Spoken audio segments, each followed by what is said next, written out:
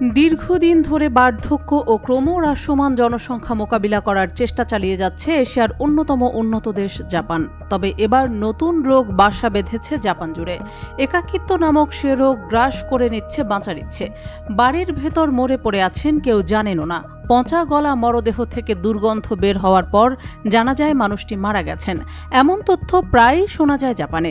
সেখানে অনেকেরই নিজের বাড়িতে একা একা মৃত্যু হয়। জীবনের শেষ সময়টায় কাউকে পাশে পান না তারা। এমন অতি বিচিত্র এক সংকটে জাপান ভুগছে বলে তথ্যটি সামনে এনেছে সংবাদ মাধ্যম বিবিসি।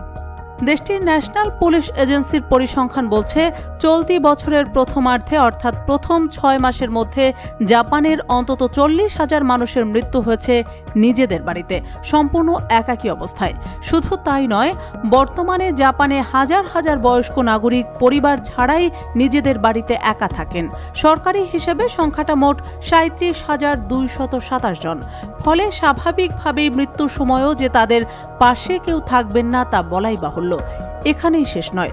চমকপ্রদ ব্যাপার হলো, জাতিসংঘ তথ্য বলছে এই নাগরিকদের মধ্যে অন্তত 70% বয়স 65 বছর বা তার ঊর্ধ্বে।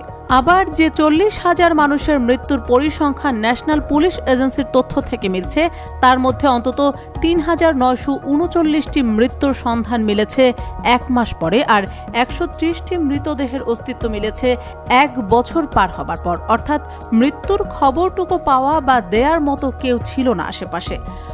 তথ্য অনুযায়ী চলতি বছরের প্রথম 6 মাসে মৃতের মধ্যে 7,498টি মৃতদেহের গড় বয়স 85 বছর বা তারও বেশি।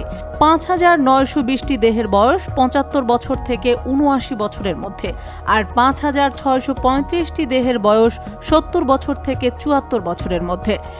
ন্যাশনাল পুলিশ এজেন্সি মনে করছে, এই চাঞ্চল্যকর পরিসংখ্যান প্রকাশ্যে এলে তার থেকে শিক্ষা নেবেন জাপানের নাগরিকরা।